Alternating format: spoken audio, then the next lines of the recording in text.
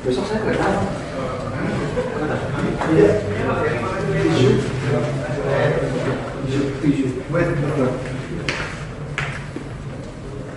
Di sana. Kasih Pak. Ya. Mas, kasih. Kalau misalnya nafas sudah berarti Ini lagi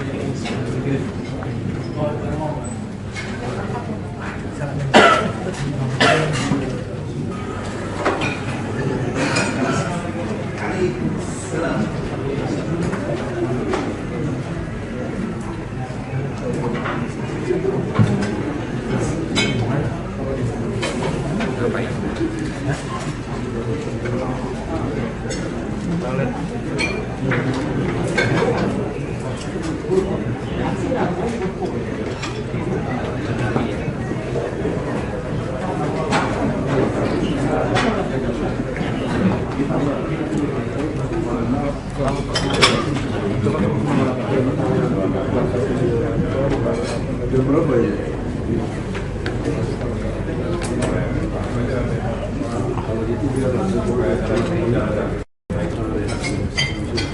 Acara ini kami buat sesederhana mungkin agar tidak ada kesan protokoler. Jadi nanti setelah ta'aruf dengan Bapak Dr. Katinai dan Pimpinan MUI ada sambutan dari beliau. Setelah itu ada tanya jawab dan press conference. Oleh karena itu kami harapkan ini berjalan tidak lebih dari 1,5 jam. Bagi kawan-kawan yang ingin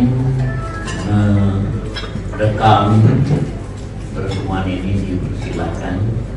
Nanti ada interpreter dengan bahasa Indonesia.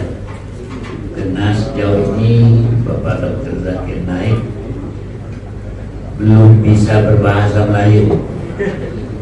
Ya, walaupun dia sudah bolak-balik ke Indonesia dan berdomisili di Malaysia.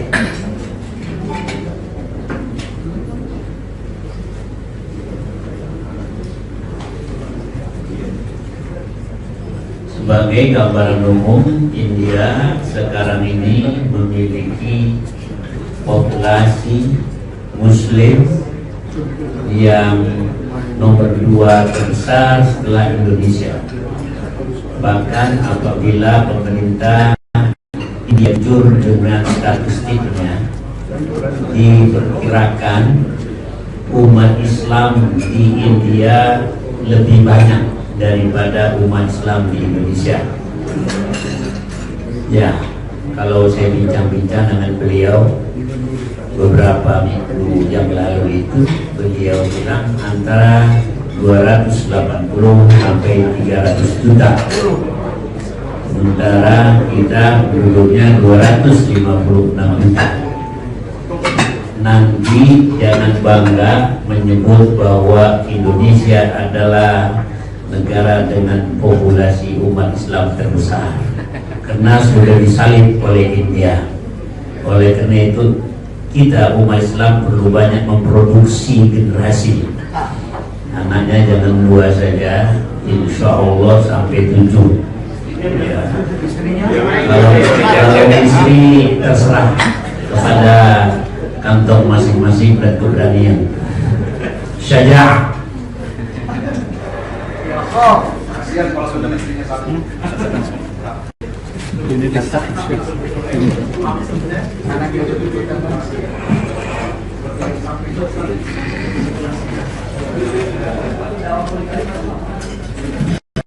Assalamualaikum warahmatullahi wabarakatuh.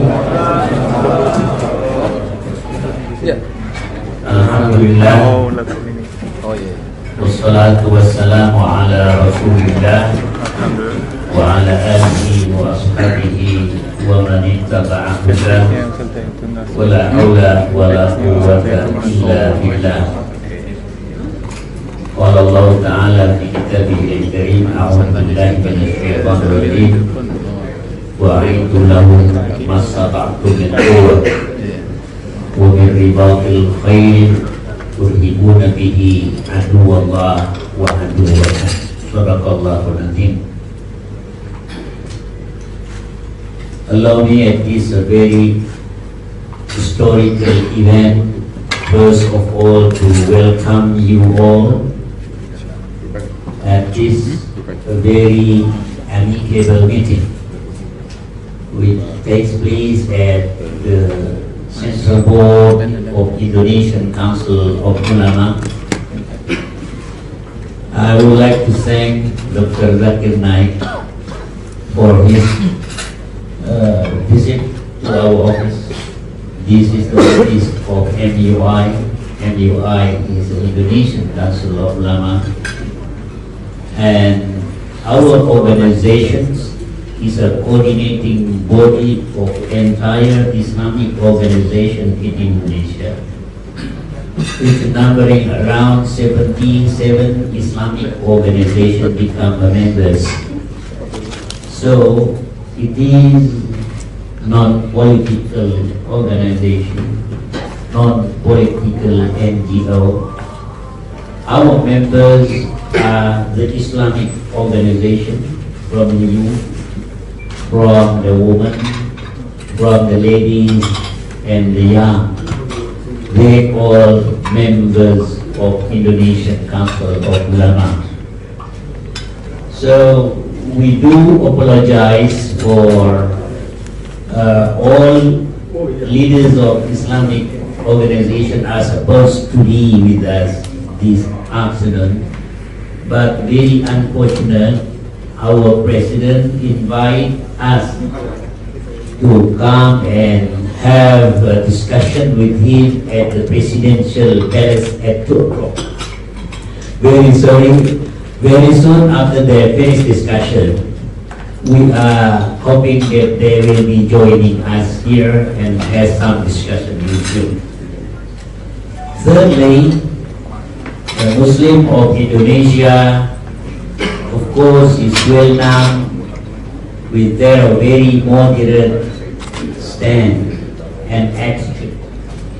So though they are majority in this country, where based on the latest statistic is around 88.2% of Indonesian are Muslim, but they are very tolerant. Nevertheless, Indonesia is still being accused of some NGOs, whether it is locally or internationally, of being intolerant. That is an old story. We are supposed not to be surprised by this accusation worldwide. Indonesia does not have individual mufti. We do have a collective mufti. All the muftis of Indonesia are in our office, in Indonesian Ulama Council, because they are representing the entire Islamic organizations. It is unlike Malaysia or unlike the Kingdom of Saudi Arabia and so forth. At the same time, we also do not have state religion. There is no official religion in our country. What we have is recognized religions. There are 6 religions recognized by our government. Though they are minority, just as Confucianism and Buddhism, Hinduism, Protestant and Catholic, yet they do have equal right. They do have equal treatment. We do have Minister of Religious Affairs And this minister in charge of all 6 religions. So he is not the minister of Muslim or Islam, he is a minister of all religions in our country. So, for example, the Hinduism, which is a majority, they live in the island of Bali. They enjoy a very full freedom. Especially, they are given full right to exercise their religious right, such as observing the silent day, Hari Nyepi, we call it in Indonesia. So that in particular Hari Nyepi, entire region is off. Public service is off. Even the Muslims are not allowed to use their speaker during the Jummah prayer. If you compare this tradition with other country, even with India. In India, I think it's not known the silent day.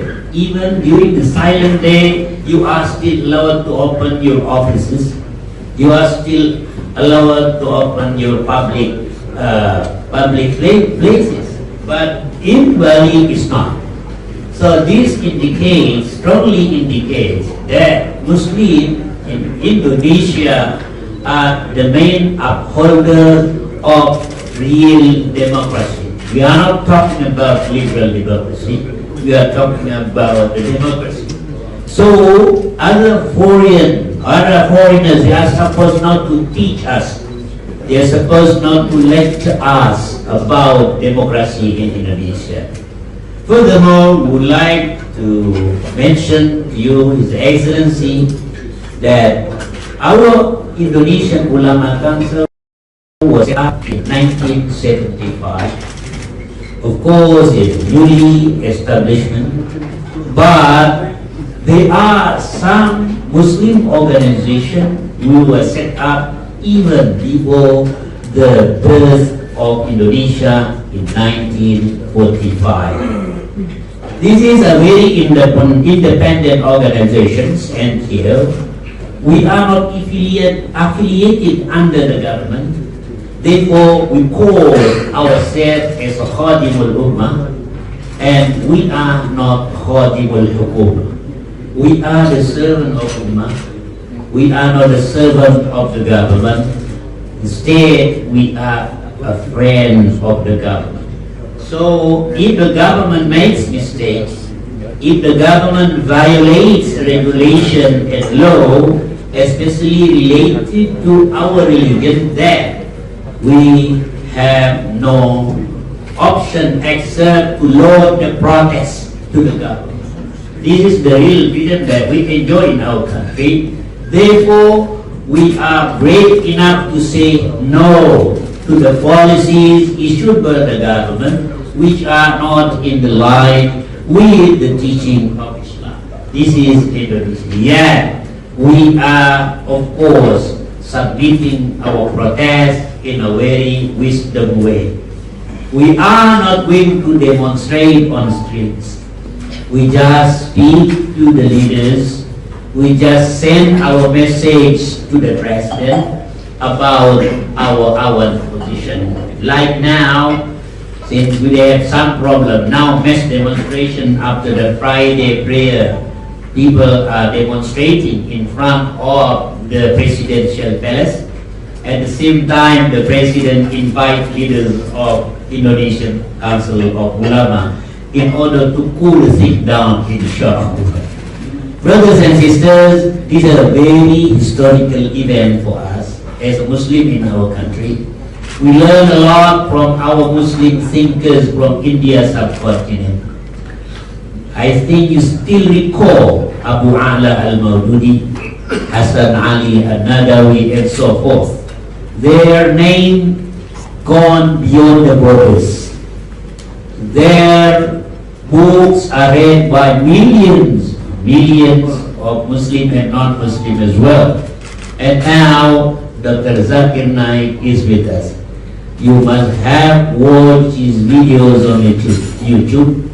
You must have listened to the discussion and debate between Dr. Zakir Naik and his colleagues from different followers of religion. But since he is here, it's a very golden opportunity for you to have a direct communication. You can ask him directly why and why and why. For your information, that he has already 4,600 invitations are still pending. So you can imagine 406,000 invitations. If one day he gives 5 public lectures, so how many years does it mean? So it means that he's a very important person. Sometimes he's the most wanted person as well. He's very dangerous for the enemy of Islam.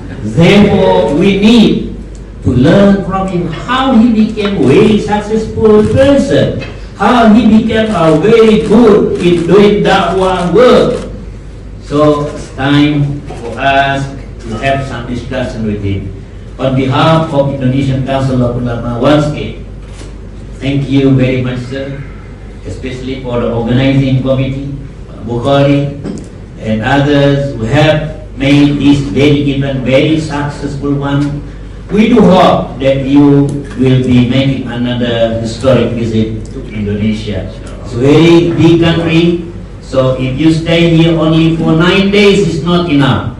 You have to go to Sumatra, you have to go to Kalimantan, you have to go to the hometown of Ustaz Patlan Daramantan in Papua. So look at the way he put the dress, he keep the beard, and MashaAllah, Papua is the largest island in our country. Very beautiful scenery there. Next time for you to go and have visit, inshallah, to Papua and other islands of Indonesia. Thank you. Once again, ahlan wa sahlan wa marhaban bi qudumikum wa bi hudurikum wa nahnu na'tazzu bikum wa naftakhir bi wujudikum ma'ana. لأن لنا هذا اللقاء لقاء تاريخي ومثمر ومثمر وذو منافع جمة لنا خاصة للحاضرين وللإخوة الحضور ولجميع المسلمين في إندونيسيا. Thank you very much. Without taking too much of your time, now I call Dr. Zakir Naik to say his lecture and to welcome you. In the introduction one, he will be making so many public lectures in Indonesia. Once again, shukran. Wa narakum ala khair. Insyaallah. Wassalamu alaikum warahmatullahi wabarakatuh.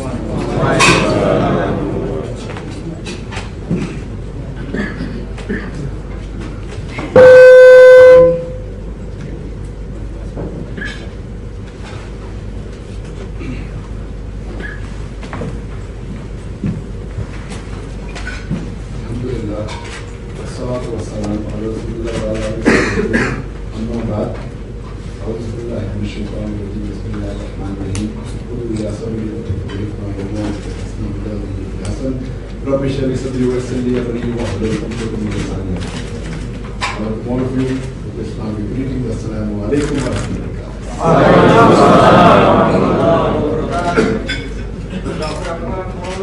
It's a pleasure and honor for me to be in Indonesia, especially Jakarta, especially in Indonesia organization.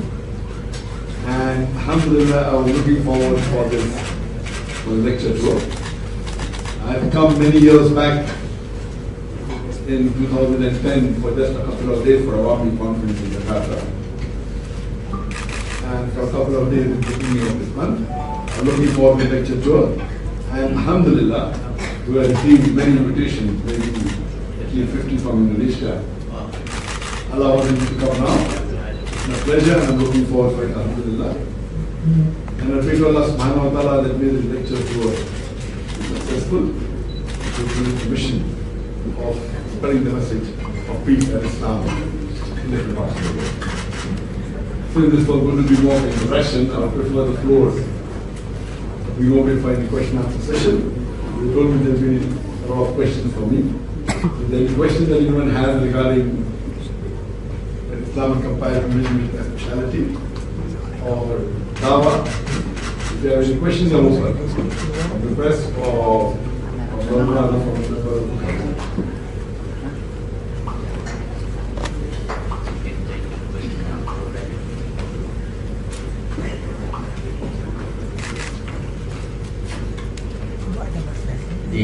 Silakan kepada mereka yang ingin bertanya. Kelihatannya beliau sangat wise, tidak perlu banyak memberikan sambutan. Ingin ada macam dialog langsung. Apabila ada di antara Bapak Ibu yang ingin bertanya, dipersilakan. Islam agama damai, Islam agama kemajuan, agama toleransi dan sebagainya. Nanti akan ada penterjemah. There will be an interpreter who is going to interpret, to translate into Indonesian language. Yeah, you are most welcome. The floor is yours. Yeah, okay, silakan. From my left side, Sir Brother Fahmi Salim. Please mention your name. And number two, Iqbal. I'll take around 3 questions, so 4 questions at the first session. Yeah. It's Abu Didat Indonesia, Brother Zakir Naik, Abu Didat Indonesia. It's not Abu Didat from South Africa. Yeah, and number 4, Fadlan Zaramatan, Ustaz Fadlan Zaramatan. Yeah. Right, just 4 questions at the first part. Yeah. Your name please? Jurnalis. Okay.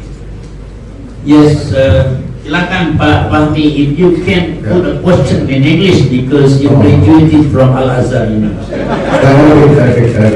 Arabic, yeah. Bismillahirrahmanirrahim. Assalamualaikum warahmatullahi wabarakatuh. Selamat datang Dr. Zakir Naik di Indonesia. Mudah-mudahan kegiatan dakwah beliau di selama Indonesia ini berjalan dengan sukses. Saya mewakili Komisi Dakwah MUI Pusat dan juga Majelis Tabligh Pimpinan Pusat Muhammadiyah. Kiranya berharap ada kerjasama pelatihan TOT buat dai dari Indonesia ini. Mungkin barangkali nanti bisa kita kunjungan ke markas Dr. Zakir Naik, atau nanti ada sesi khusus beliau memberikan pelatihan di sini, karena ini kan kebanyakan kegiatan sekarang ini kan roadshow-nya adalah untuk public lecture.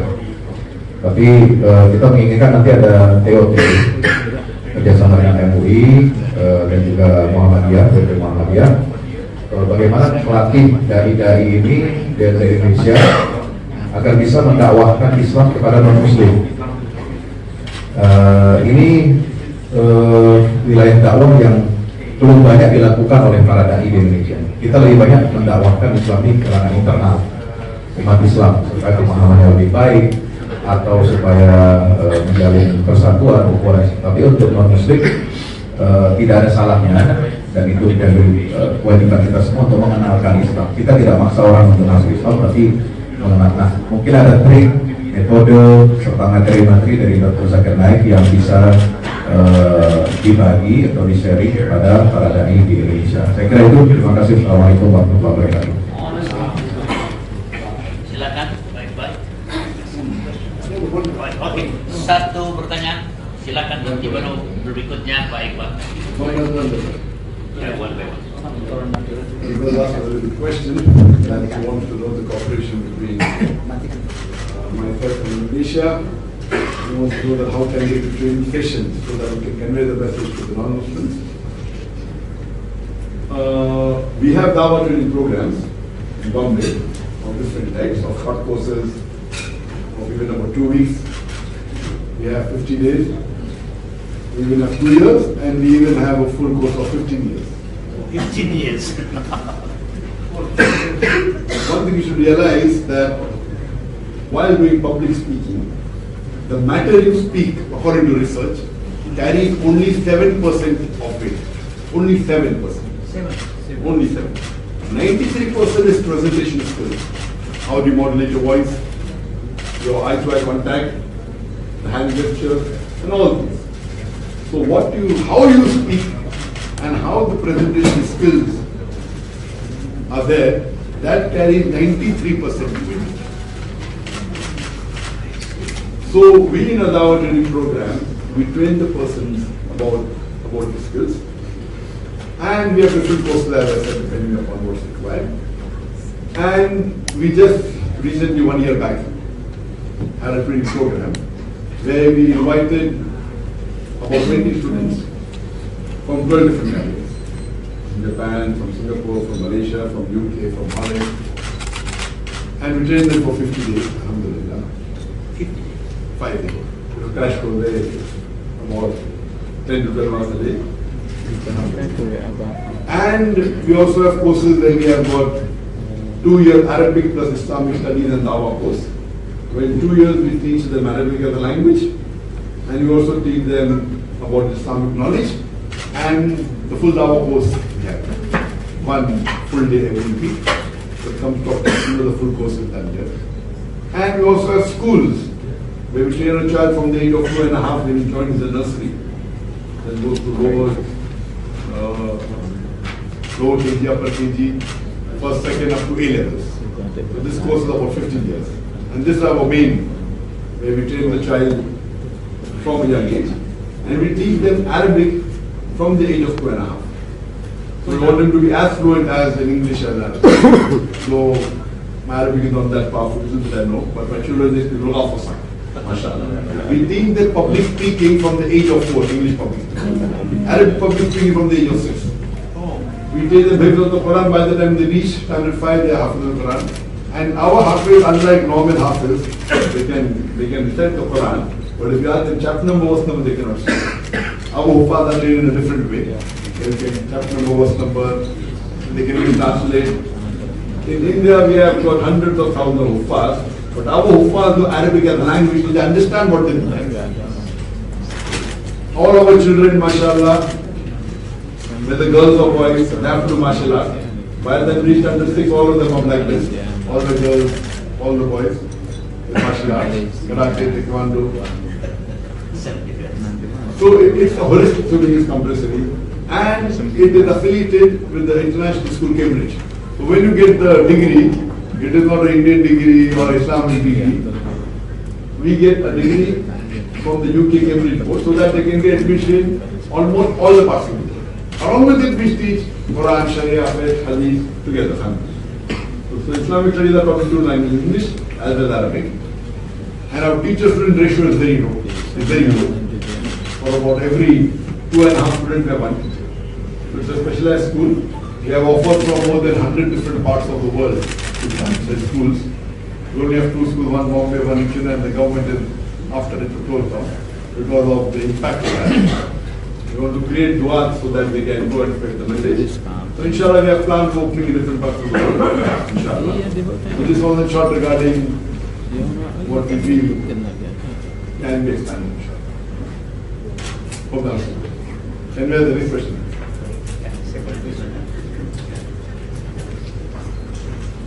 Silakan Pak Iqbal. Bismillahirrahmanirrahim. Assalamualaikum warahmatullahi wabarakatuh.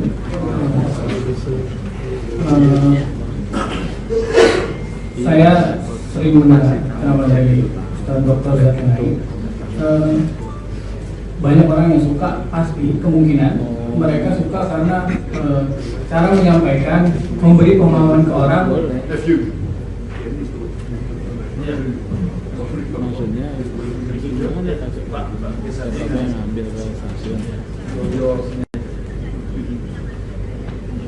Can you repeat the question? Silakan diulangi pertanyaan.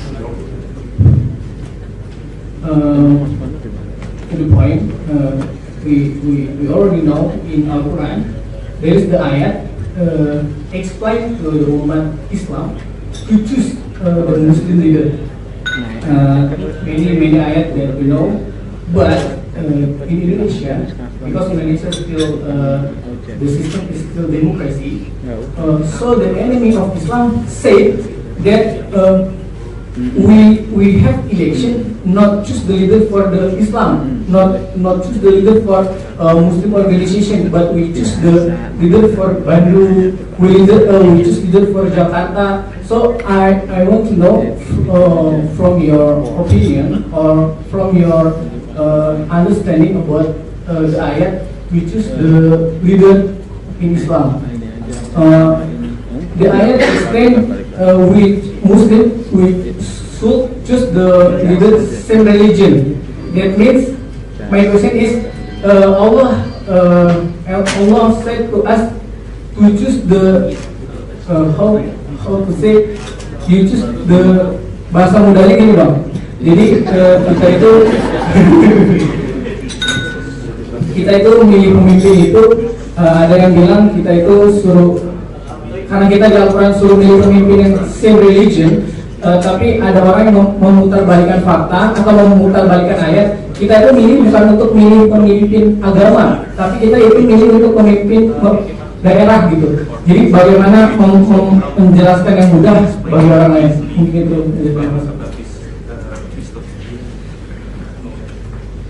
There was a question asked to me in the morning by the press. About Surah Ma'idah chapter 5 verse 52. Are you referring to that? Yes, probably. Let me tell you brother, this ayat does not specifically talk about leaders. This ayat talks about awliya. Awliya. And this awliya does include leader, but does not only talk about leader. This verse of the Quran clearly states Surah Ma'idah chapter 5 verse 51 that, O you who believe, do not take the Jews or Christians as awliya. Awliya means friend or protector. Doesn't mean, it includes leader, but does not mean leader only. Awliya doesn't mean leader only. Awliya can be a leader, but awliya means a friend or a protector. And every leader has to be a protector, but every protector is not a leader. So it's more broad-based. It's not specifically talking about leaders only. The Quran says, Ya alladhina amanu, O you who believe, do not take the Jews or the Christians as your awliya, as your friend or protectors or helpers, because they are helpers to themselves only.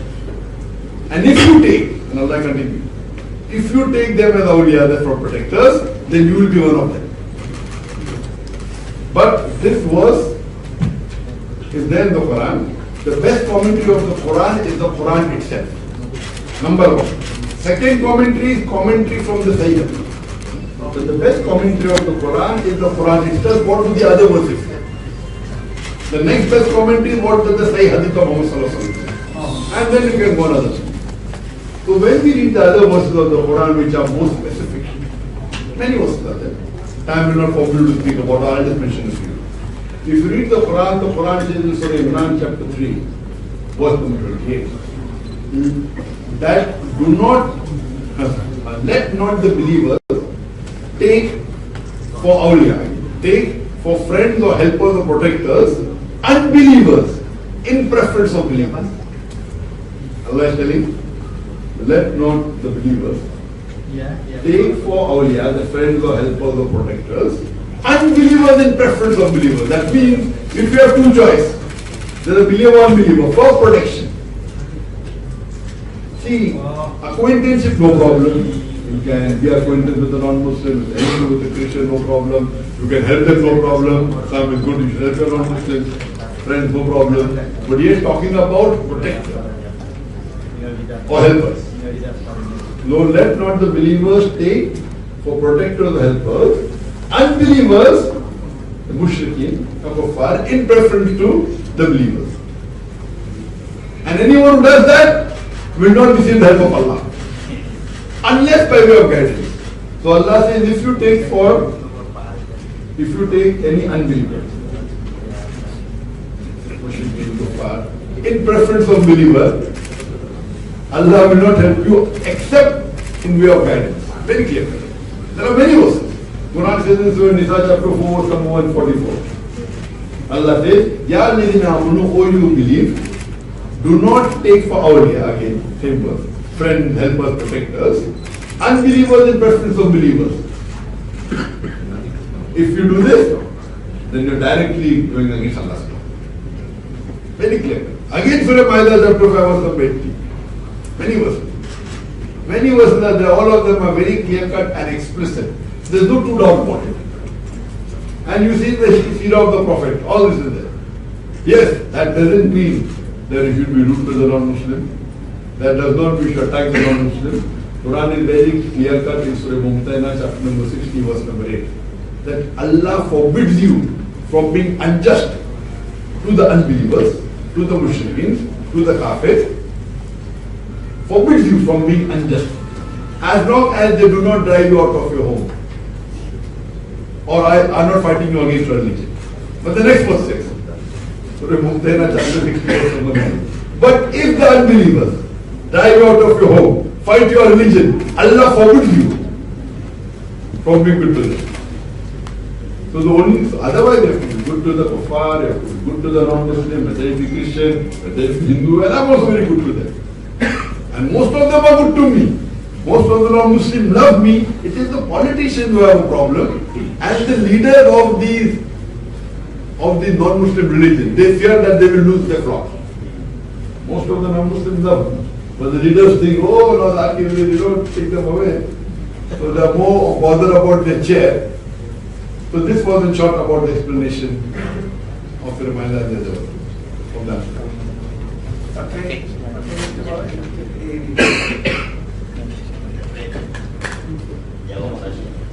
Saya takut tidak salah persepsi.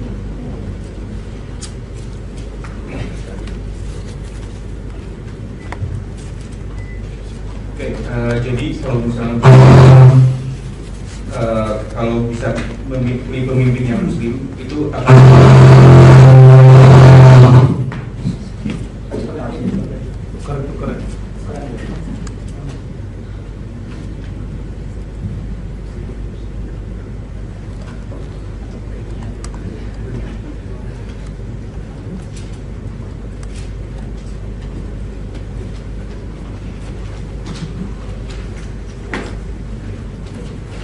jadi jawabannya adalah apabila ada pilihan mana yang lebih baik, tentu saja pemimpin yang seiman. Kemudian beliau juga mengatakan bahwa Tuhan melarang kita berbuat yang tidak adil kepada non-Muslim selama mereka tidak mengusir kita dari rumah. Itu tersebut dalam Al-Quran. Bahkan kita juga harus berbuat baik sesama non-Muslim juga. Bahkan di negara saya itu non-Muslim itu justru mencintai saya, akan tetapi para pemimpin politik, para pimpinan negara itu justru yang membenci saya, tapi rakyatnya sebagian besar mencintai saya.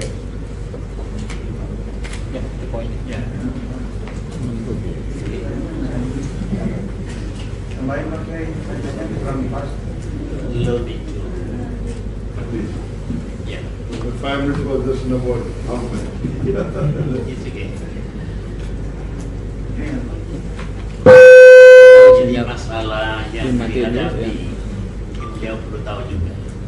Yang kita permasalahkan adalah bukan arti aulianya, tapi lebih daripada itu.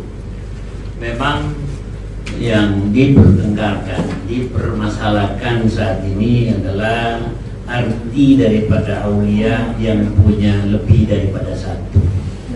Ya, bukan hanya pemimpin, tapi juga teman, tapi juga pelindung dan lain sebagainya. Jadi itu yang ingin dijelaskan. Tapi yang bertanya kan lain yang dimaksudkan. Nah, untuk itu ini memang harus sudah dipahami. MUI sebagai lembaga keagamaan dan payung beserta tenda umat Islam di Indonesia tidak mempermasalahkan tentang tafsir daripada aulia, tapi yang kita permasalahkan adalah kata-kata ayat 51 atau ayat 51 yang digunakan untuk membohongi. Itu yang kita permasalahkan. Ya, Mr. Didak, Pak Didak, silakan. You put your questions. Assalamualaikum warahmatullahi wabarakatuh.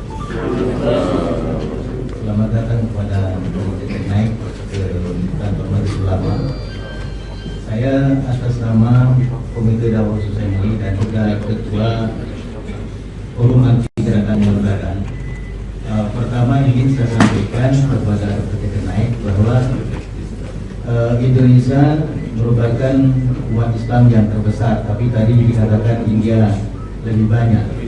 Nah, di mana Islam dan Kristen sebagai dua agama yang sama-sama agama dakwah, agama misi, yang seringkali terjadi gesekan.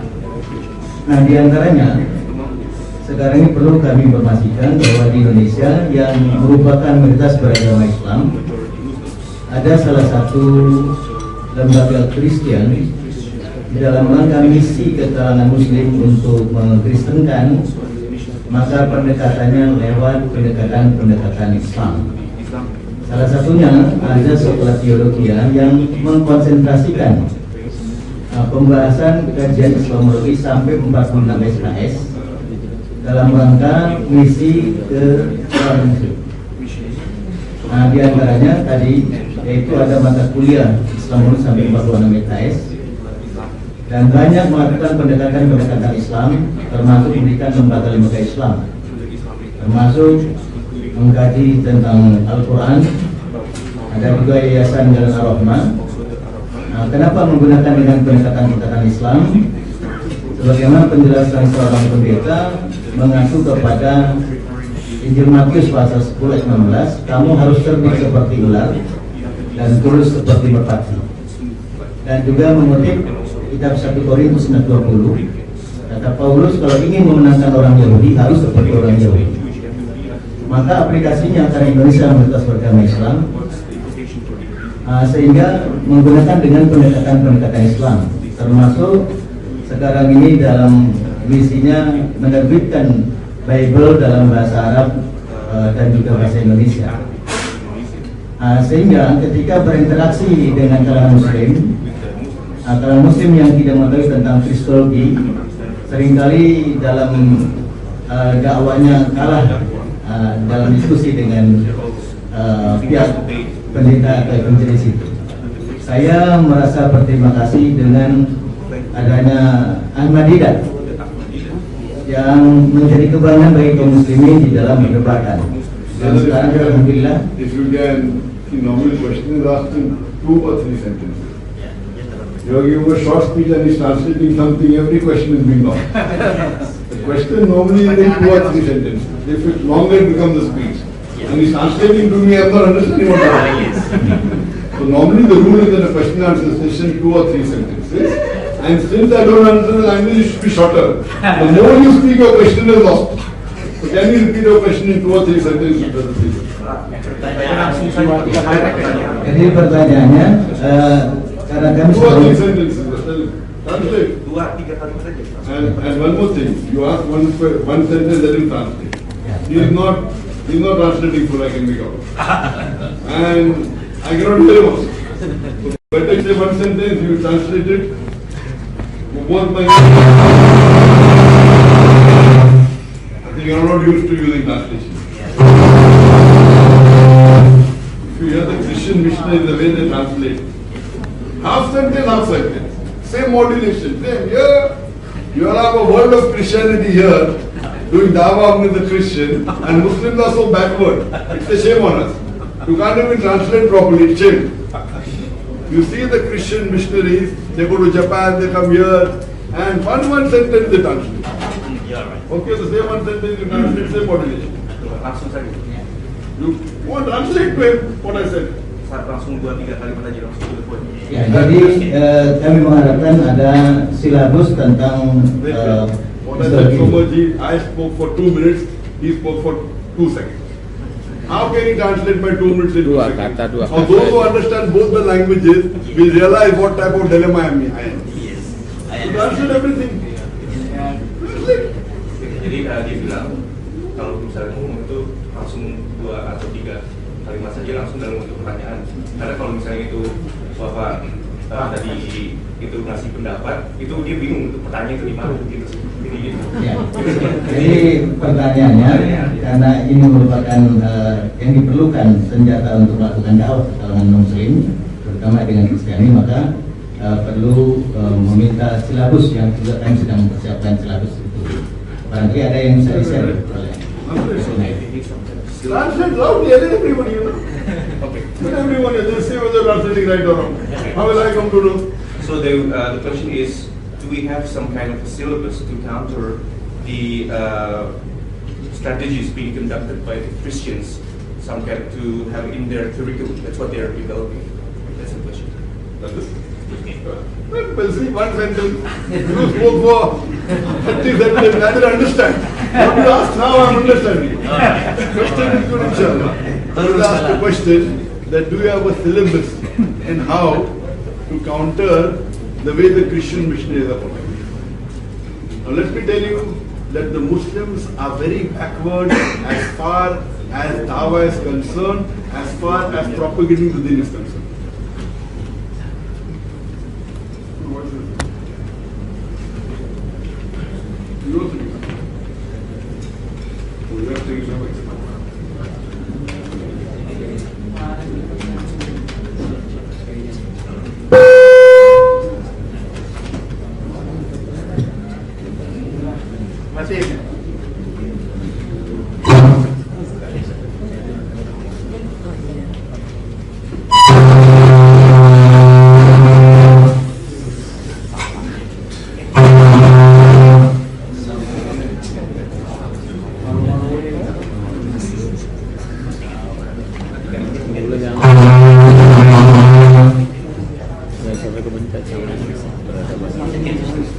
I think you can hear. It's example here.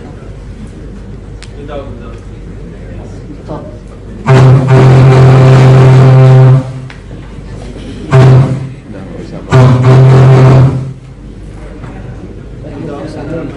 lose my voice, I already lost my voice. Lost my phone if I speak. Lost my lecture. More than that, please do it.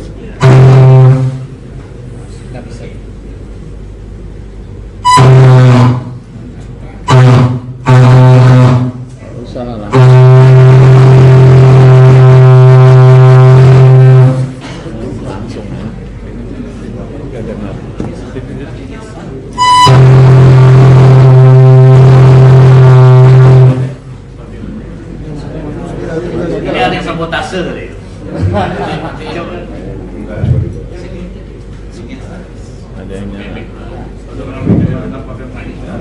Yang lain jangan dinyalain, yang lain jangan dinyalain.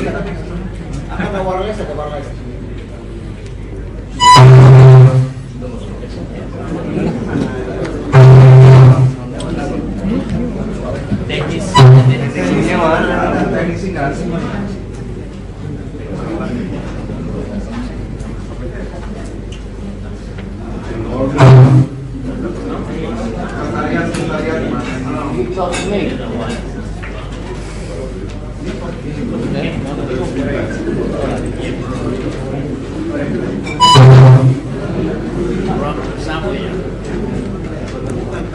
Pakai bluetooth jadi kalau orang pakai handphone pun kan? Oh ya. Ini bluetooth ini.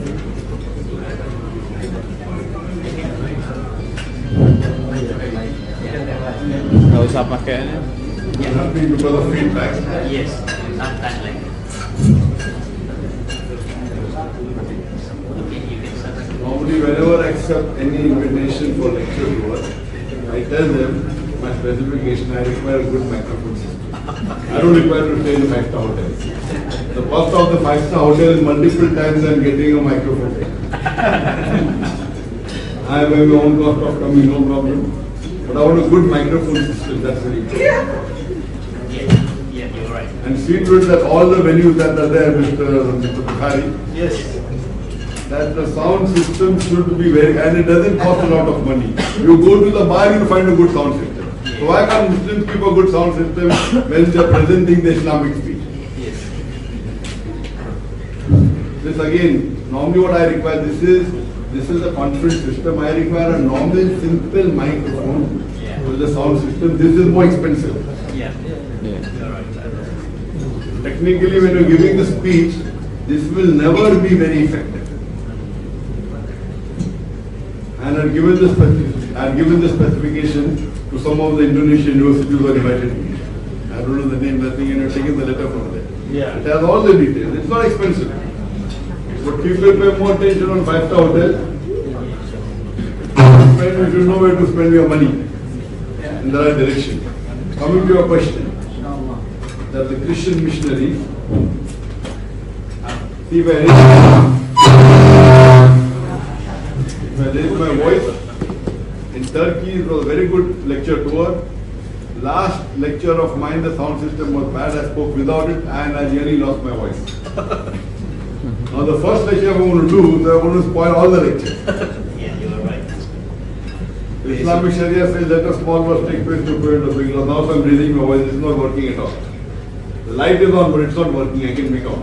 Only the light is on. But anyways, the Christian missionaries, they are specialized in conveying the message of Islam, of the religion Christianity throughout the world, and we Muslims are very backward.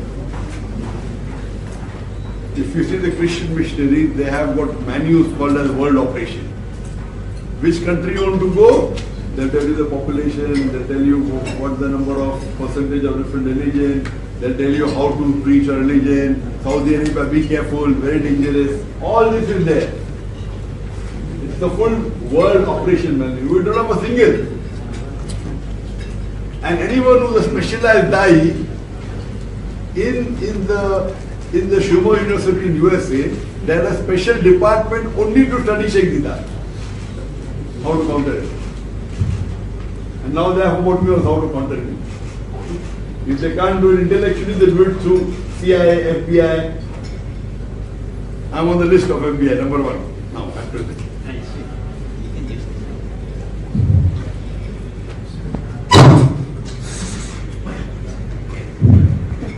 As far as specialization, what you realize, that we train the dais that when we study the Quran, all the verses of the Quran are important, but there are certain verses more important for doing dawah. So when you ask me a question, I will give you the reference also why I'm not after the Quran. MashaAllah, my children are, but I'm not.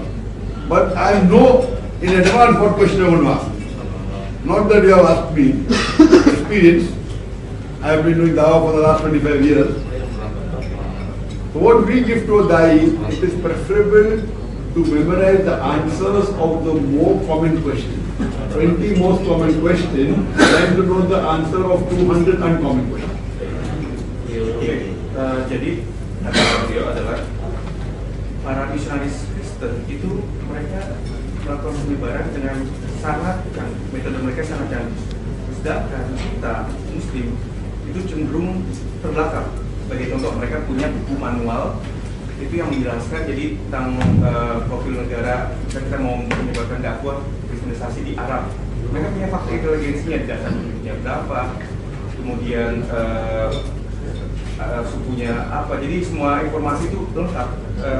Kristen punya hal itu. Kemudian di Amerika ada salah satu kampus itu yang mengajarkan spesialisasi dakwah dalam penyiaran kristenisasi.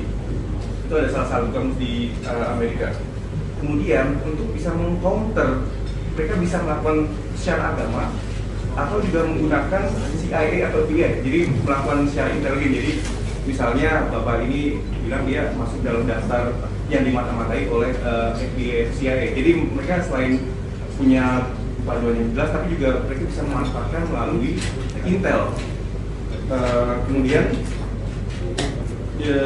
kita juga punya di dalam kita itu metode pelatihan, di mana kita memfokuskan pada pengajaran ayat-ayat mana saja yang penting untuk seorang dakwah, untuk dia bisa berdakwah. Karena saya juga sudah melakukan ini selama 25 tahun dia sudah berdakwah. Oleh karena itu dalam pengajarannya ada ayat-ayat yang khusus yang menjadi fokus ketika berdakwah. In the Western countries, if they know that you are very successful and they cannot answer you intellectually, then they put you on the Europol list and they ban you from the country. The Indian government could not answer intellectually, and many of the non-Muslims are coming to Islam, so they lay allegation, I am terrorist, I am doing money laundering. Because they cannot say that I am doing dawah and they want to stop me. So what they do, they lay allegation that Zakir is doing terrorism, Zakir is promoting terrorism, Zakir is doing money laundering. So this is, they deceive that terrorist. Jadi sebagai contoh pemerintah India, mereka tidak bisa mencegah Zakir melakukan dakwah. Apa yang mereka lakukan adalah untuk menuduh bahwa Zakir mendukung terorisme. Zakir adalah seorang teroris, terus kemudian dia adalah pelaku pencucian uang. Nah, jadi langkah-langkah seperti inilah yang pemerintah India untuk mencegah Zakir melakukan dakwah. They have the guts to lie openly. They have a Peace TV. This is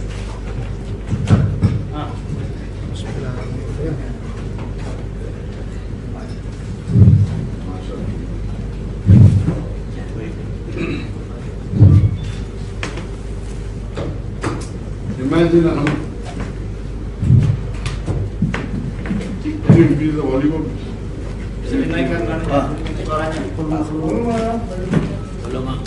Increase the volume.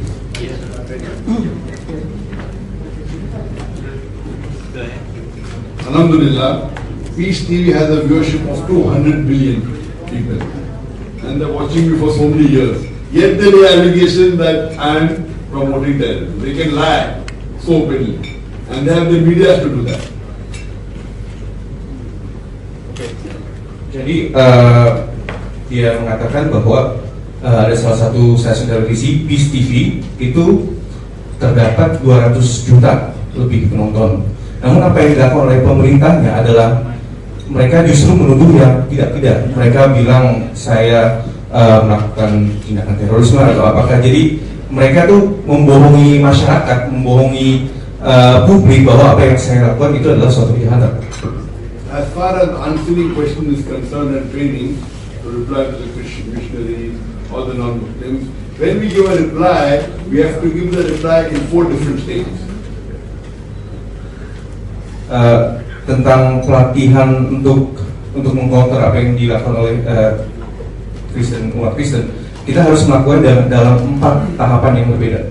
Number 1 is quote the scriptures for Islamic scriptures, the Quran and the Hadith, to support the answer. Number 2, quote the scripture of the non-Muslim, whether it be the Bible for the Hindus, or whether it be the Bible for Christians, whether it be you want to quote the Vedas for the Hindus, whether the Buddhist scripture. The second is the scripture of the non-Muslim. Third is reason and logic, and fourth is scientific. So you have to answer in 4 different ways. You never know which will impress the person who is asking you the question. All 4 answers. Jadi yang pertama adalah tentu kita harus punya dasar Al-Quran yang kuat. Kita harus selalu mengutip ayat maupun hadis dari yang sumber agama kita sendiri, agama Islam.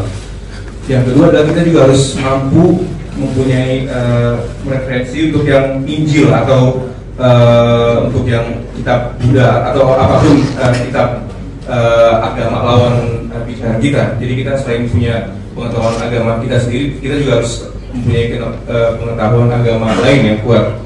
Kemudian kita juga harus punya penalaran dan yang baik. Jadi kita bisa mengcounter dengan penalaran tentu, dan yang terakhir adalah berdasarkan saintifik. Jadi kita harus punya bukti data yang valid gitu untuk membuktikan argumen kita. Besides training them on public skills which I spoke earlier, we also tell them that you memorize these 30 verses of the Quran. It will be more effective in doing dawah to non-Muslims. Then we give them another 25 verses. That these 25 verses more will be used for dawah than the other verses. If we keep on giving batches of 25 till they get about a couple of 100 verses, which will help them to convey the message of Islam to the non-Muslims. Jadi ada beberapa khususnya 20 ayat dalam Al-Quran itu yang apabila kita hafalkannya itu jauh lebih tinggi daripada beberapa ayat, ratusan ayat lainnya mungkin. Jadi ada yang paling dia bilang sih ada 25 ayat yang paling kunci yang harus kita hafal di dalam Al-Quran, dan itu kita harus benar-benar mengamalkannya dan benar-benar menghayatinya ketika kita menguasai ketika berdakwah. Then what we do when we want to teach about Christianity to our students, we first do a survey that which verses of the Bible are often quoted by the Christian missionaries. So all these verses we train to our students. So if someone asks you a question, for example, a Christian missionary comes and says that, if you read the Bible, Jesus Christ, peace be upon him, said that I am my Father Rahman. So I will reply, you're quoting Gospel of John, chapter number 10, verse number 30. He's shocked. He's quoting the verse, I'm giving the reference. Half my battle is won. What we do a survey, all the verses used by the Christian missionaries in their dawah activity. And we tell our students to memorize with reference. Not only the verse, with reference. Jadi yang paling penting adalah kita harus melakukan survei. Ketika para misionaris itu menyebarkan agamanya, itu ayat atau dari surat mana itu yang mereka gunakan. Tadi misalnya kayak surat John atau Korintians atau jadi saya tahu nih dia ngomongin tentang asal-muasal Nabi Yesus atau apapun. Jadi kita harus benar-benar paham juga ketika dia menyampaikan, mendakwakan, kita juga sudah bisa mengcounter dengan ada mengutip dari sekian. Jadi kita juga harus mempunyai pengetahuan Injil yang baik. There are hardly 75 to 100 verses in all the Christian missionaries quote in the lecture, popularly quote. Ada sekitar 75 sampai 100 ayat yang sering dikutip dalam missionaries. Then we quote them additional which verses of the Bible you should memorize to prove the Islamic point of view. And that will be another 75 to 100 verses of the Bible. Dan juga untuk mengcounter atau melawan, kita juga ada sekitar 75 sampai 100 ayat lainnya yang juga terdapat dalam Injil yang bisa kita counter. So then if a student, a dai, memorizes 150 to 200 verses of the Bible, he can even debate with the Pope. Artinya, kalau seorang dai menghafal 150 sampai 200 ayat dalam Injil, bahkan dia bisa mendebat paus sekalipun, pemimpin tertinggi di agama. Jadi itulah betapa pentingnya penguasaan kitab. So in our Dawah training program, we spend a great deal of time in public speaking. Then we have a section of teaching Islamic points. Then we have Dawah to Christian. Then we have Dawah to Hindus. We have Dawah to Buddhists. We have Dawah to atheists. Each one for a few days. So in this way, we train the person, equip him that how to convey the message of Islam to non-Muslims, including Christians, Hindus, Buddhists, atheists, etc.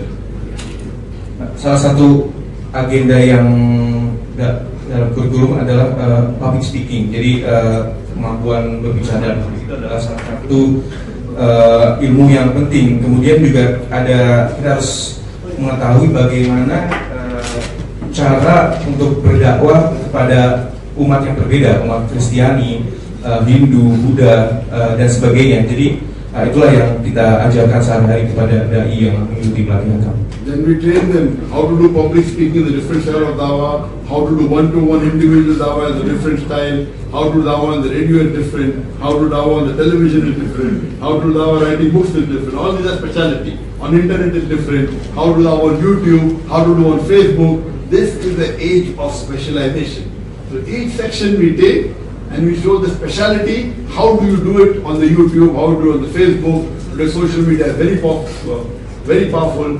So all these are training. We should make our duats expert in this. Jadi selain kemampuan berbicara dalam publik yang baik, kita juga mengajarkan bagaimana cara berdakwah satu dengan satu. Kemudian kita juga mengajarkan cara berdakwah dalam radio, televisi, internet, YouTube, karena itu semuanya memerlukan keahlian dan kemampuan komunikasi yang berbeda antara satu sama lain.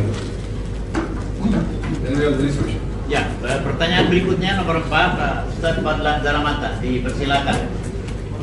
Please, your question. Wah, saya pesan. Ya, oke. Biar terdengar begitu. Biar terdengar. Bismillahirrahmanirrahim. Assalamualaikum warahmatullahi wabarakatuh. Pertama saya mengucapkan selamat datang, ahlan wa sahlan Dr. Haji Zakir Naik di Majelis Ulama Indonesia. Pertanyaan saya hanya dua. Yang pertama, bagaimana menurut pendapat Dr. Zakir Naik tentang kami membangun sebuah masjid di Irian? Otherwise you speak for 5 minutes, he will speak for 5 seconds. Loudly, everyone should. Okay. The question is, we are planning to build a mosque in Papua. Kami bangun masjid di Irian dan kami beri nama dalam bahasa Arab Isa bin Maryam dan dalam bahasa Inggris Yesus bin Maryam. Lalu di bawahnya kami buat dua papan tulis, yang satu dalam bahasa Bible, aku melakukan kehendak Bapakku di surga, Tuhanku dan Tuhanmu Esa. Di sebelah ada surat Al-Ikhlas. Ini sebagai upaya kita akan melakukan dakwah terbuka kepada semua orang Kristen bahwa mereka salah jalan, harus kembali kepada jalan yang benar. Itu saja. Terima kasih. And also the writing it says the name of it is Isa and Maryam. And Isa bin Maryam. Isa bin Maryam and also Jesus bin Maryam. So Jesus Ibnu Maryam. Isa bin Maryam. And then change to Jesus Ibnu Maryam. Jesus of Mary. Jesus Ibn Maryam. Yes. Isa Ibn Maryam and Jesus Ibn They Maryam. change to Jesus Ibnu Maryam. Or they change from Isa Ibn Maryam to Jesus. Yes. And then the reason why they did this because there is also a plank saying that my people I bring you to the right direction. Jadi pertanyaan. Kita pendapat. Boleh So what do you nggak? think about it? How about you change his name?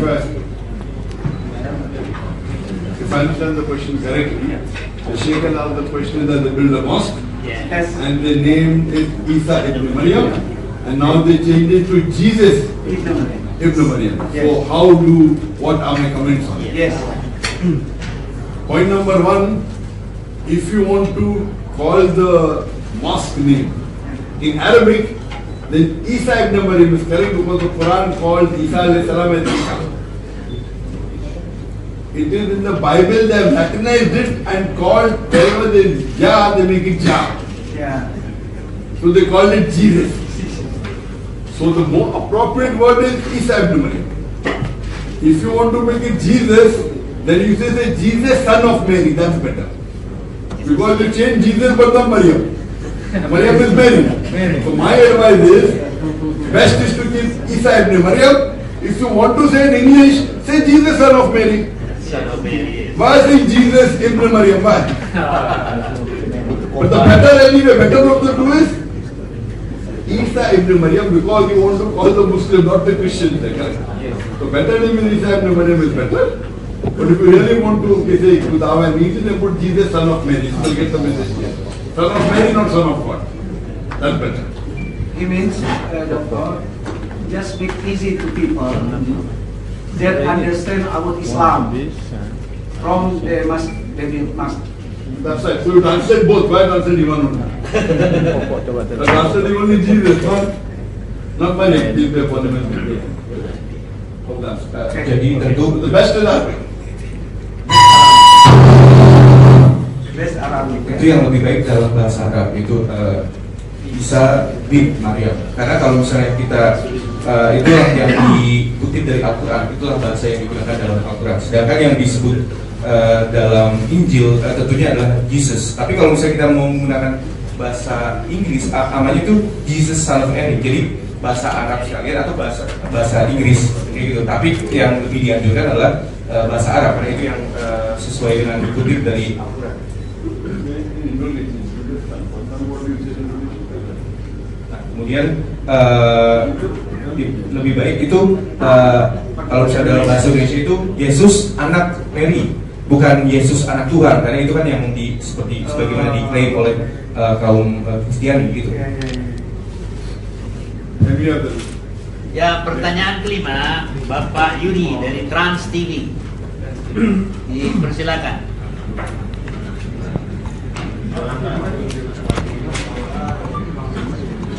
Assalamualaikum warahmatullahi wabarakatuh. Maaf tadi Pak, saya dari Trans TV bukan dari. Oh, Trans TV. Ya. Trans TV. Ada satu pertanyaan spesifik dari program saya, dari program Khalifah di Trans 7. One sentence, short question. Yeah. 2 or 3 sentences. After one sentence stop, we will translate. And second sentence. Again, start from. Bisa jelaskan ilmu pengetahuan apa saja Wait. Pelan-pelan.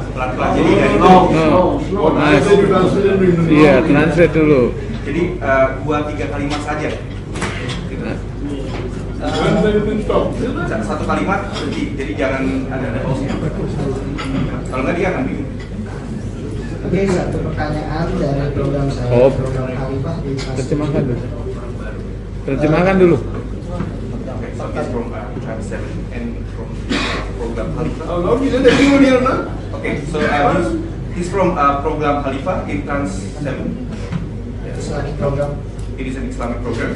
TV televisi. Satu pertanyaan tentang ilmu pengetahuan apa saja yang dibahas di dalam Al-Quran menurut Dr. Zakir Naik. Okay, so Bisa jelaskan dan Stop dulu.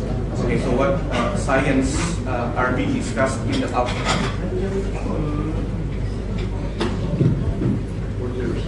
That's what sciences, the types of sciences that are being discussed in the Al-Quran. What are the science being discussed in Al-Quran? This is the question. pengetahuan duniawi. Yeah, especially on the world. I've given a lecture on Quran and modern science, and inshallah I'll be giving that lecture on the 10th of April. Makassar. At Makassar. Quran and modern science. It's a full lecture. It's about 1.5 hours. You can go on the YouTube. I think the translation also is available in Indonesian. Quran and modern science. That today in the age of science and technology, if we put the Quran to the test of science, it is far superior. And there are more than 6,000 verses in the Quran, out of which more than 1,000 speak about science. You can refer to my videos on Quran and modern science. Okay, jadi saya akan memberikan kuliah ceramah umum di Makassar mengenai Quran dan pengetahuan modern. Itu kemudian saya juga pernah beberapa kali menyampaikan ceramah tersebut. Itu Anda bisa temukan di YouTube dan durasinya sekitar 1,5 jam. Apa yang tadi dia katakan adalah di dalam Al-Quran itu sekitar ada 6.000 ayat, 1.000-nya dari 6.000 tersebut itu membahas mengenai ilmu pengetahuan. Jadi segitu jumlah pembahasan ilmu pengetahuan dalam Al-Quran dari jumlah ayat yang ada.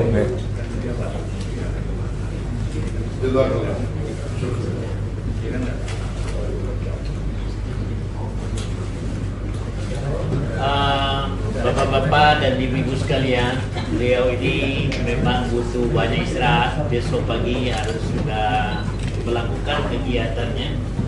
Oleh karena itu dengan sangat menyesal tidak ada sesi yang kedua.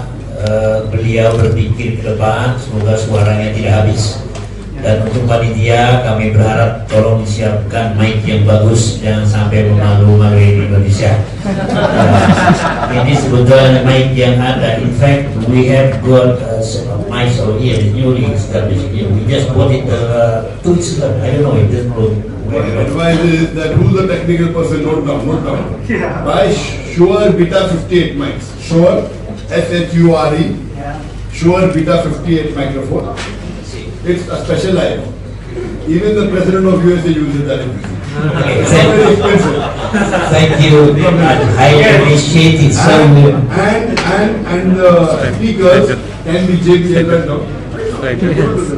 Can be JBL speakers or can be EV electro voice. But I can tell you all technical things. So the speaker should be Beta 58 Shure microphone. Then the microphone and the speaker should be JBL or it can be EV speakers, EV electro voice. These are good calls, it's not very expensive and it will be good. At least the shoes that come here, they not strain their voice. Is it Indian made or? No, it's not Indian. American, it's okay. It's not professional. No problem. It's not very expensive. Indonesia expensive. No, it's not expensive. I see in the bars and all outside, I hear about very good sound system. I stay in the hotel, very good sound system, very good music. Yeah. Because sound system, they are very high quality. But do you mean to say that they are more important than you? In the hotel I'm staying, very good sound system, man. All music haram. Haram they want to use expensive. And you say, Thank you very much. Okay, thank you very much for a very enlightening speech. And we do hope that all of us who are present here this afternoon will take the most benefit, inshallah. And we also inviting you to be present in other lectures which are to be organized by organizing committee. Once again, on behalf of Indonesian Council of Ulama, very much thanks to Dr. Zakir Naik. I hope the visit will be not the first, it will be the beginning of other visits in the future. Inshallah. Barakallahu fikum. And we do have a very small gift, and this is from Indonesian Council of Ulama. This is a collection of fatwa from the Majlisul Ifta. It is in the Arabic language. I know that you understand that language. We are trying to do our best to translate it in English as well. Yeah.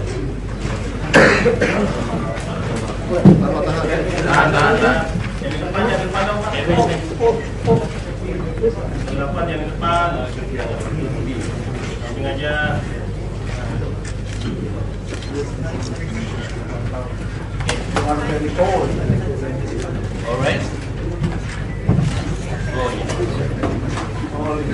All right now. Okay, 1, 2, 3. Doctor, all Indonesia short. Only you tall. All Indonesian people short. Only you tall. Tall.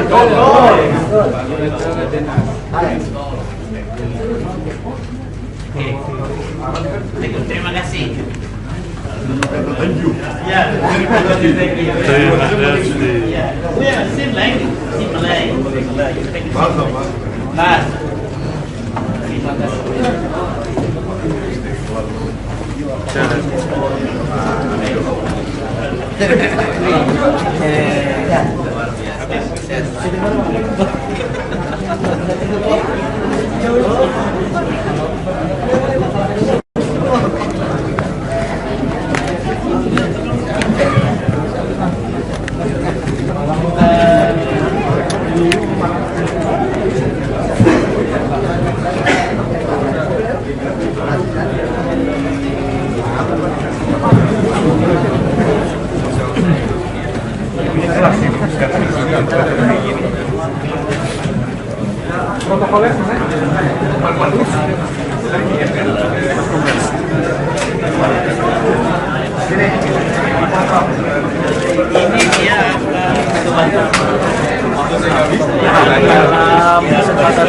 Dr. Zakir Naik banyak memberikan pemaparan khususnya terkait dengan dakwah umat Islam di tengah kondisi yang sampai di mana